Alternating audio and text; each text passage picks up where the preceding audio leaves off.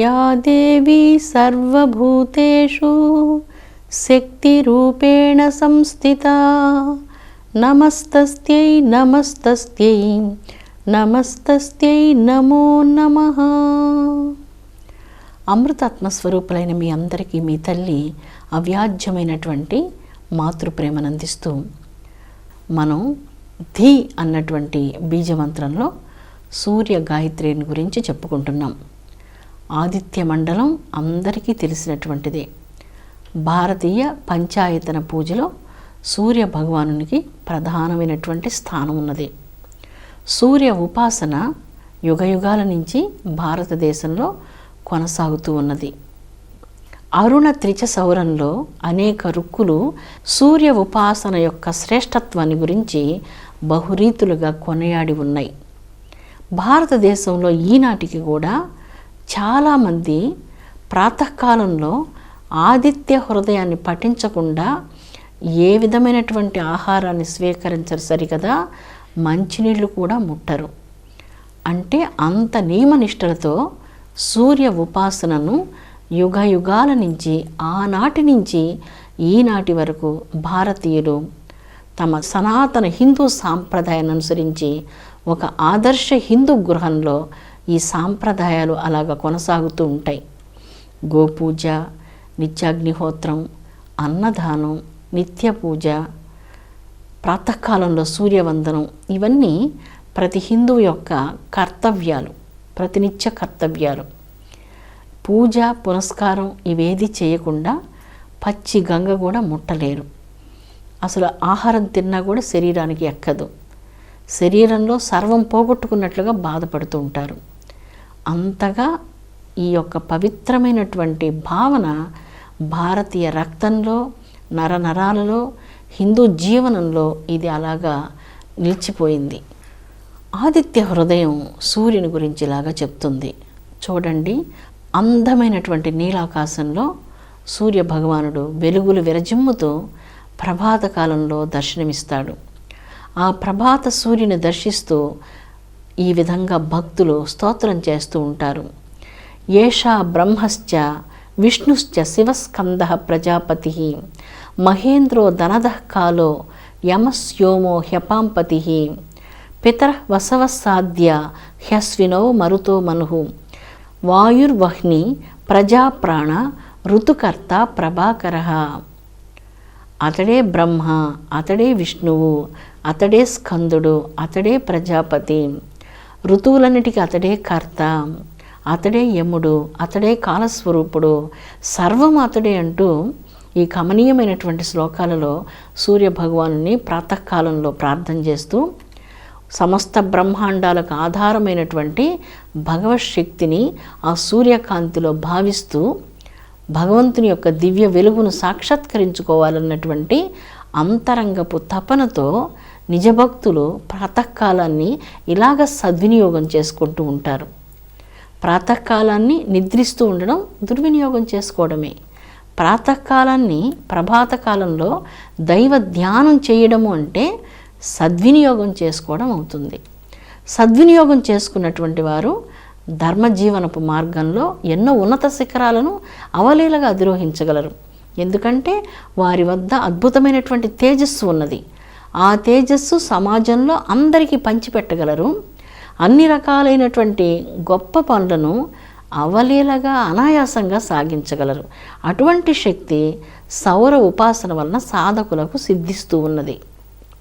అతడే మహేంద్రుడు, అతడే కుబేరుడు, అతడే సర్వస్వము అంటూ సమస్తానికి, ప్రజల యొక్క ప్రాణశక్తికి, దేవతలకు, మనువులకు ఈ సూర్యనారాయణుడే ఆధారభూతుడనని, ఋతువులన్నిటికీ ఆయన కర్తగా, తేజోమయ ప్రభాపుంజాలతో నిండినటువంటి వాడుగా, లోకానికంతటికీ చైతన్యాన్ని కలిగించేవాడు కనుక దివాకరుడు అంటూ ఈ సూర్య భగవానుడు కీర్తించబడుతున్నాడు ఆదిత్య హృదయంలో. మనకు పాతకాలంలో పెద్దలందరూ ఇలాగ చెప్తూ ఉండేవాళ్ళు, సూర్యోదయ సమయంలో నిద్రించడం దరిద్రహేతువు అంటారు. ఎందుకు దరిద్రహేతువు అంటే అనారోగ్యం కలుగుతుంది. ఆ సూర్యకాంతిని మనం పోగొట్టుకుంటున్నాం కదా. అంత మంచి కాంతితో మన శరీరం తేజోమయ శరీరంలాగా దగద్దాయమానంగా మన శరీరం తేజస్సును పొందాలి. అలాంటి తేజస్సును మనం చేజేతులారా పోగొట్టుకున్నందువలన దానిని ఇక్కడ దరిద్ర హేతువు అన్నారు. అంటే అనారోగ్యమే దరిద్ర హేతు. ఆరోగ్యం మహాభాగ్యం. సకల భోగభాగ్యాలు ఎన్ని జీవితంలో ఉన్నప్పటికీ ఆరోగ్య భాగ్యం లేనప్పుడు ఏ భోగభాగ్యాలను మనం అనుభవించలేకపోతాం. అందుకే ఆరోగ్యాన్ని మహాభాగ్యము అన్నారు. అలాంటి మహాభాగ్యాన్ని అందరికీ ప్రసాదించాలని వేద ఋషివరులు ఈ ప్రాతకాలంలో సూర్యోపాసనను విధించారు. సూర్యరశ్ములలో కొన్ని ఉపరశ్ములు ఉన్నాయి. ఈ 7 గుర్రాల రూపంలో రశ్ములు ఉంటే ఇక చిన్న చిన్న ఉపరశ్ములు భేదయ అంటారు ఒక రశ్మిని. ఇవి చెవులకు అనారోగ్యాన్ని రానివ్వవు. కిరణాహ అంటారు, నేత్ర దృష్టిని బలోపేతం చేస్తాయి. గావహ అంటారు, కంఠస్వరాన్ని చాలా మధురంగా ఉండేటట్లుగా రక్షిస్తాయి. రశ్మయ అంటారు, ఏ విధమైనటువంటి అనారోగ్యాలను ఈ శరీరంలో ఉన్నటువంటి అన్ని ఇంద్రియాలకు రానివ్వకుండా రక్షిస్తాయి. అభీసన అంటారు, ఎముకలకు వెన్నెముకకు శరీరంలో ఉన్నటువంటి అన్ని సూక్ష్మాతి సూక్ష్మమైనటువంటి భాగాలన్నిటికీ రక్షణను ప్రసాదిస్తుంది. దిదీతియ అంటారు, గుండెకు రక్షణను ప్రసాదిస్తాయి ఈ కిరణాలు. గభస్తయ అంటారు, మూలాధార క్షేత్రాన్ని శక్తివంతం చేస్తాయి. వనం అంటారు, నాలుకకు ఏ విధమైన వ్యాధులు రానివ్వకుండా కాపాడుతుంది. నాలుక మీద ఏ విధమైన మచ్చలు రానివ్వకుండా కాపాడుతుంది. ఉస్రాహ అంటారు, కేశ రక్షణను కలిగిస్తాయి. సూర్యకాంతి వలన కేశ సంరక్షణ జరుగుతుంది. వసవహ అంటారు, నోరు జిహ్వ చక్కగా మాట్లాడడానికి ఉపకరిస్తూ ఉంటాయి. మరీచియ అన్నటువంటి కాంతి కిరణాలు ఊపిరితిత్తులను రక్షిస్తూ ఉంటాయి. మయూకములు అన్నటువంటివి శిరస్సును రక్షిస్తూ ఉంటాయి. సప్తఋషయ అన్నటువంటివి సమస్త నాడీ మండలాలను అస్థికలను రక్షిస్తూ ఉంటాయి. స్వాధ్యాహ అన్నటువంటివి రక్తహీనత రానివ్వకుండా కాపాడుతూ ఉంటాయి. సువర్ణాహ అన్నటువంటి కాంతి కిరణాలు చర్మాన్ని చాలా ఆరోగ్యవంతంగా ఉండేందుకు ఉపకరిస్తూ ఉంటాయి. ఇలాగా ఈ రశ్ములన్నీ కూడా శరీరం చుట్టూ పరిభ్రమిస్తూ ఆ సూర్యోదయ సమయంలో ఎప్పుడైతే మనం కూర్చుంటామో మన శరీరంలో ఉన్నటువంటి అన్ని భాగాలకు సంపూర్ణ ఆరోగ్యాన్ని ప్రసాదిస్తున్నాయి.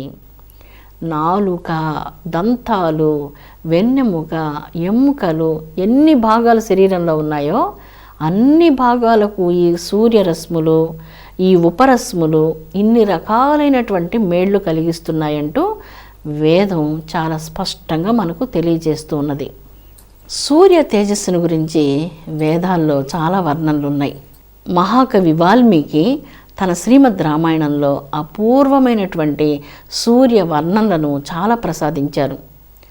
ఆయన ఒక శ్లోకంలో ఇలాగ వర్ణిస్తారు శ్రీమద్ రామాయణంలో. మేఘాల మెట్ల మీద అలాగే వెళ్ళి ఆ సూర్య భగవాను అందుకొని ఆయనకు కొన్ని పుష్పాలు సమర్పించి వస్తే ఎంతో బాగుంటుంది అని కోరుకుంటారు. అవును, ప్రతిరోజు సూర్యుని చూస్తున్నా ఎంత చూసినా తనివి తీరదు. అంత సౌందర్యోపేతమైనటువంటిది ప్రభాత సూర్య దర్శనం. మోహిని వలె హృదయాన్ని అమాంతంగా ఆ సూర్యకాంతి దోచుకుంటుంది. వేదాల్లో అపురూపమైనటువంటి సూర్య వర్ణనలు మనకు కొన్ని గోచరిస్తాయి. బిందు పుష్పము అని ఉంటుంది, దాన్ని కదంబ పుష్పం అని కూడా అంటారు. గుండ్రంగా ఉన్నటువంటి ఆ పుష్పం చుట్టూ సూర్యకిరణాల యొక్క రశ్ములు ఏ విధంగా ఉంటాయో సరిగ్గా 1000 కేసరాలు దానికి ఉంటాయి. ఆ పుష్పం ఒక బంతి వలె ఉంటుంది. 1000 కేసరములనేటువంటి కాంతి కిరణాలను వెదజల్లుతూ భూమిని అంతటిని కాంతివంతం చేస్తున్నాడు అంటూ వేదంలో సూర్య భగవానుణ్ణి ఒక కదంబ పుష్పంతో పోల్చారు. చాలా కమనీయంగా ఉన్నది ఈ అపురూపమైనటువంటి వర్ణన. ధ్రువ ప్రాంతంలో ఎప్పుడు సూర్యాస్తమయం అవుతుందో, ఎప్పుడు సూర్యోదయం అవుతుందో దీని గురించి చాలా విశేష వర్ణనలు ఉన్నాయి. కొన్ని అంటే అలస్కా ఇలాంటి ప్రాంతాల్లో సూర్యుడు ఉదయించి వచ్చి 1-2 గంటలు మాత్రం గోచరించి వెంటనే సూర్యాస్తమయం అయిపోతుంది. అంటే ప్రాతకాలంలో 8-8:30 గంటల సమయానికే సూర్యుడు అస్తమిస్తాడు. ఇక చలికాలంలో దినమంతా చాలా గంటలు అలా గాఢాంధకారంలో ఉండిపోవాల్సి వస్తుంది. అదే వేసవి కాలంలో సూర్యుడు అక్కడ అసలు అస్తమయమే ఉండదు. అంటే రాత్రి 1 గంటప్పుడు కూడా మంచి ఎండగాస్తూ ఉంటుంది. వేకువజామున 3 గంటల సమయం అప్పటికి కొంచెం సూర్యాస్తమయం అయినట్లుగా కనిపించి మళ్ళీ 4 గంటలకల్లా బాగా ప్రకాశవంతమైనటువంటి సూర్యకాంతిని మనం అక్కడ చూస్తాం. మేము అలస్కాకు వెళ్ళాం. అది దాదాపు దగ్గరగా ఉత్తర ధ్రువ ప్రాంతానికి 2000 కిలోమీటర్ల దూరంలో ఉన్నది. ఆ ప్రదేశంలో సూర్యకాంతి ఎంతకీ సూర్యాస్తమయం కాదు. అలాగా ఆ సూర్యాస్తమయం కాకుండా ఎత్తైన మంచు పర్వతాలు, చాలా సుందరమైనటువంటి ప్రకృతి, దాదాపు 4000కు పైగా సుందరమైనటువంటి సరోవరాలు, జలపాతాలు, అందమైనటువంటి మంచు కొండలు, ఎక్కడ చూసినా గ్లేషియర్సు, అవన్నీ మనోహర దృశ్యాలు, సుందర ప్రకృతిలో అవన్నీ సూర్య భగవానుడి వలన అందమైనటువంటి మంచు పర్వతాలు ఏర్పడ్డాయి. సుందర సుప్రభాత సమయంలో ఎర్రన కాంతి ఆ వేలాది వేల సరోవరాలన్నిటినీ సింధూర వర్ణంతో నింపివేస్తున్నాయా అన్నట్లు అనిపిస్తుంది. సుందరమైనటువంటి భూదేవి తల్లికి సింధూరం వెదజల్లుతూ సూర్య భగవానుడు స్వయంగా పూజ చేస్తున్నాడా అనిపిస్తుంది. వేదంలో భూసూక్తంలో ఒక శ్లోకంలో సూర్య భగవానుని తండ్రిగా, భూదేవిని తల్లిగా ఇలాగా పోల్చారు. చాలా కమనీయమైనటువంటి శ్లోకాలతో, కమనీయమైన భావాలతో కవులు అద్భుతమైనటువంటి వర్ణనలు చేసి ఉన్నారు. సహస్ర శీర్ష పురుషో బ్రహ్మం యోగముదాహరన్ తైజసస్య చ గోళస్య సతు మధ్యే వ్యవస్థితః. అనంతమైనటువంటి విరాట్ పురుషుడు, అఖండమైన శక్తి కలిగినటువంటి వాడు, లెక్క పెట్టడానికి సాధ్యం కానటువంటి కోటాను కోట్ల కోట్ల కోటాది కోట్ల సూర్యప్రకాశం కలిగినటువంటి ఆ పరబ్రహ్మ స్వరూపుని ఈ యొక్క సూర్యగోళమునందు ఇలాంటి కాంతి వలె ఉంటాడు, ఇంత తేజో విరాజమానమైనటువంటి కాంతి సదృశుడై భాసిస్తూ ఉంటాడు అంటూ ఆ విరాట్ పురుషుని మనస్సులో, హృదయంలో భక్తితో ధ్యానిస్తూ ఉన్నాము. ఏనాటికైనను ఆ విరాట్ శక్తిని మా అంతరంగంలో మేము సాక్షాత్కరించుకుందుముగాక అంటూ ఒక అద్భుతమైనటువంటి శ్లోకం గోచరిస్తుంది. చాలా అద్భుతమైనటువంటిది ఈ శ్లోకం. సూర్య భగవానుని గురించి ఎన్నో విశేషాలను తెలియచేసినటువంటి వేదం ఈ సూర్య భగవానుడే ఇంత కాంతిగా ఉంటే, లెక్క పెట్టడానికి సాధ్యం కానన్ని కోట్ల కోట్ల కోటాను కోట్ల సూర్యకాంతి వంటి ఆ పరబ్రహ్మ స్వరూపుణ్ణి నేను ఈ సూర్యమండలపు కాంతి వలె భావిస్తూ ఉన్నాను. ఈ సూర్యమండలం కాంతి, అందులో ఒక చిన్న కాంతి, ఒక అణువు వంటి కాంతి.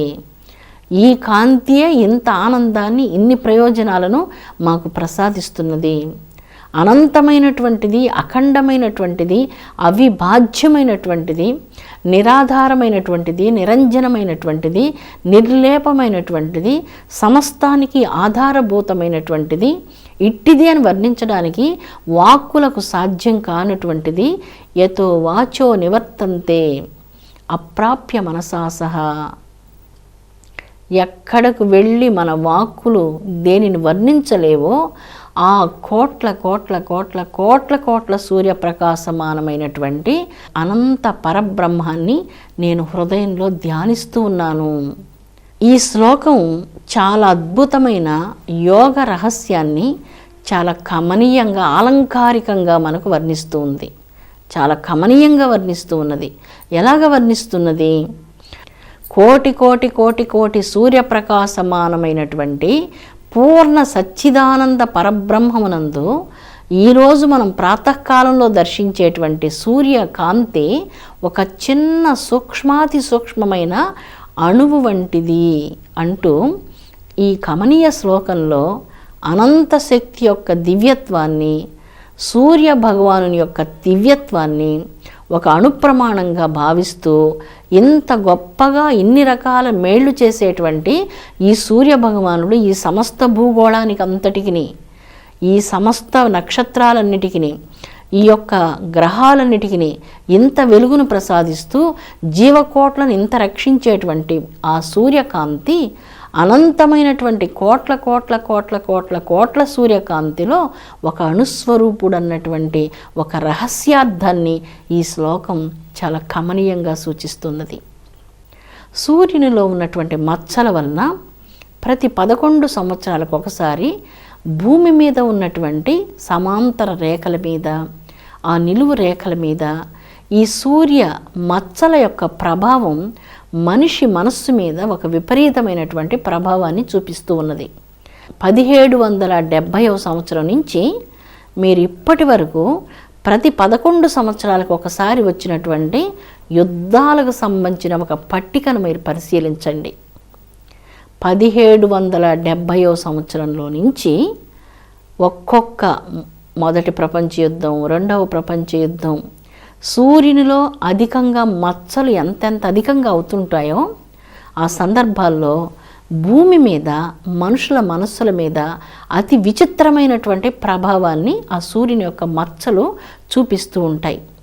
మనిషి మనస్సులో ఉన్నటువంటి కఠినత్వం, క్రౌర్య భావం, హింసా ప్రవృత్తి, నేర ప్రవృత్తి, ఇవన్నీ కూడా ఏ ఉపాసనలు, సాధనలు లేనటువంటి వారికి అవి విశృంఖలంగా మారి మనిషి తాను ఏం ప్రవర్తిస్తున్నాడో, తాను ఏం చేస్తున్నాడో తన మనస్సు తన వశంలో లేకుండా తాను చేస్తున్నటువంటి పని సరైనటువంటి పనిగా భావిస్తాడు.